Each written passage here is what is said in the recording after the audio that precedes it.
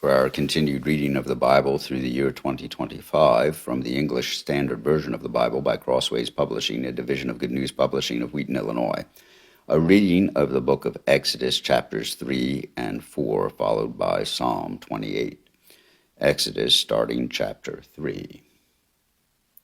Now Moses was keeping the flock of his father-in-law, Jethro, the priest of Midian, and he led his flock to the west side of the wilderness and came to Horeb, the mountain of God. And the angel of the Lord appeared to him in a flame of fire out of the midst of a bush. He looked, and behold, the bush was burning, yet it was not consumed. And Moses said, I will turn aside to see this great sight, why the bush is not burned. When the Lord saw that he turned aside to see, God called to him out of the bush, Moses, Moses, and he answered, Here I am. Then he said, Do not come near. Take your sandals off your feet, for the place on which you are standing is holy ground. And he said, I am the God of your father, the God of Abraham, the God of Isaac, and the God of Jacob. And Moses hid his face, for he was afraid to look at God. Then the Lord said, I have surely seen the affliction of my people who are in Egypt, and have heard their cry because of their taskmasters. I know their sufferings, and I have come down to deliver them out of the hand of the Egyptians, and to bring them up out of that land to a good and broad land, a land flowing with milk and honey, to the place of the Canaanites, the Hittites, the Amorites, the Perizzites, the Hivites, and the Jebusites. And now behold, the cry of the people of Israel has come to me, and I have also seen the oppression with which the Egyptians oppress them. Come, I will send you to Pharaoh, that you may bring my people, the children of Israel, out of Egypt. But Moses said to God, Who am I that I should go to Pharaoh and bring the children of Israel out of Egypt? He said, But I will be with you, and this shall be the sign for you, that I have sent you. When you have brought the people out of Egypt, you shall serve God on this mountain. Then Moses said to God, If I come to the people of Israel and say to them, The God of your fathers has sent me to you, and they ask me, What is his name? What shall I say to them? God said to Moses, I am who I am. And he said, Say this to the people of Israel, I am has sent me to you. God also said to Moses, Say this to the people of Israel, The Lord, the God of your fathers, the God of Abraham, the God of Isaac, and the God of Jacob, has sent me to you. This is my name forever, and thus I am to be remembered throughout all generations. Go and gather the elders of Israel together, and say to them, The Lord, the God of your fathers, the God of Abraham, of Isaac, and of Jacob, has appeared to me, saying, I have observed you, and what has been done to you in Egypt. And I promise that I will bring you up out of the affliction of Egypt to the land of the Canaanites, the Hittites, the Amorites, the Perizzites, the Hivites, and the Jebusites, a land flowing with milk and honey. And they will listen to your voice. And you and the elders of Israel shall go to the king of Egypt and say to him, The Lord, the God of the Hebrews, has met with us, and now please let us go a 3 days' journey into the wilderness, that we may sacrifice to the Lord our God. But I know that the king of Egypt will not let you go unless compelled by a mighty hand.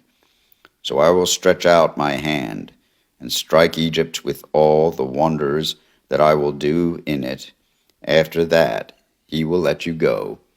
And I will give this people favor in the sight of the Egyptians, and when you go, you shall not go empty, but each woman shall ask of her neighbor, and any woman who lives in her house, for silver and gold jewelry, and for clothing.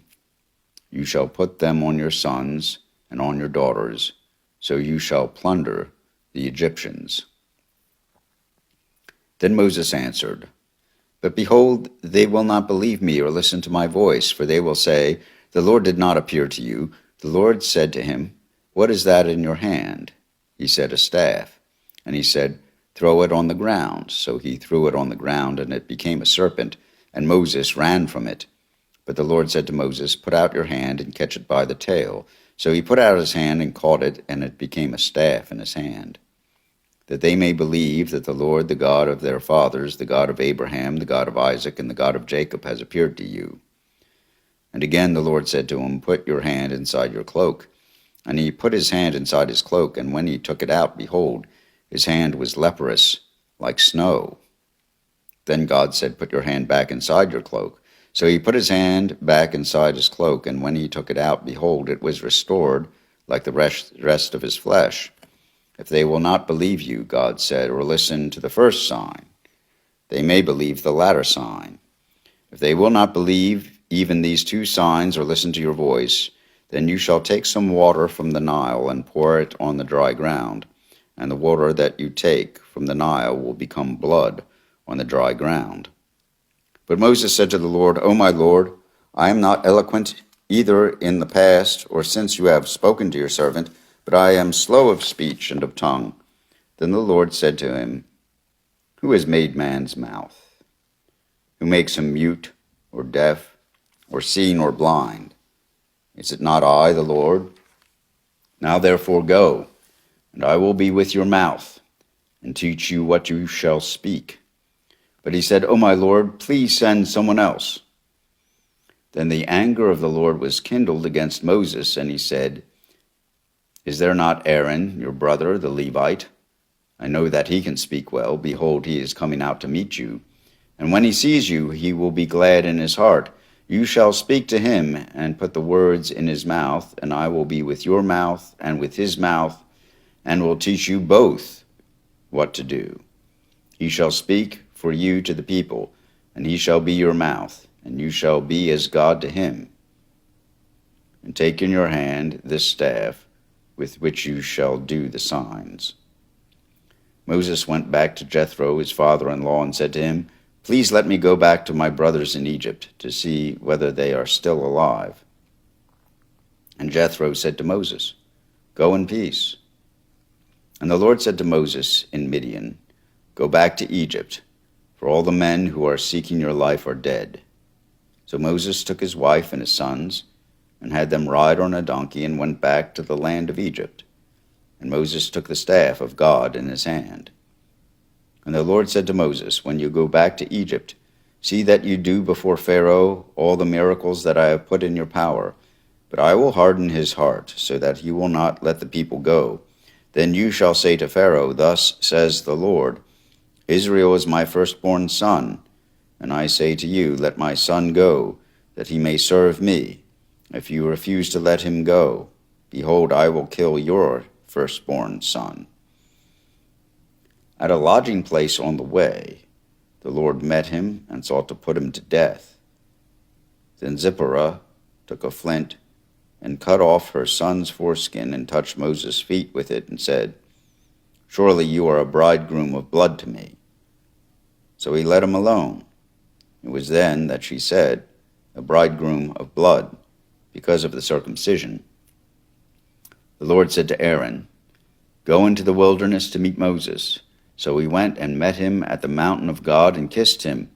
And Moses told Aaron all the words of the Lord with which he had sent him to speak, and all the signs that he had commanded him to do. Then Moses and Aaron went and gathered together all the elders of the people of Israel. Aaron spoke all the words that the Lord had spoken to Moses, and did the signs in the sight of the people. And the people believed. And when they heard that the Lord had visited the people of Israel, and that he had seen their affliction, they bowed their heads and worshipped. Here ends the reading of the book of Exodus, chapters 3 and 4. Psalm 28. To you, O Lord, I call. My rock, be not deaf to me, lest if you be silent to me, I become like those who go down to the pit. Hear the voice of my pleas for mercy when I cry to you for help, when I lift up my hands toward your most holy sanctuary. Do not drag me off with the wicked, with the workers of evil, who speak peace with their neighbors while evil is in their hearts. Give to them according to their work and according to the evil of their deeds. Give to them according to the work of their hands. Render them their due reward, because they do not regard the works of the Lord or the work of his hands. He will tear them down and build them up no more. Blessed be the Lord, for he has heard the voice of my pleas for mercy. The Lord is my strength and my shield. In him my heart trusts, and I am helped. My heart exalts, and with my song I give thanks to him. The Lord is the strength of his people. He is the saving refuge of his anointed. O save your people and bless your heritage. Be their shepherd and carry them forever. Here ends the reading of Psalm 28, and this psalm, together with Exodus chapters 3 and 4 in the English Standard Version of the Bible by Crossways Publishing, a division of Good News Publishing of Wheaton, Illinois.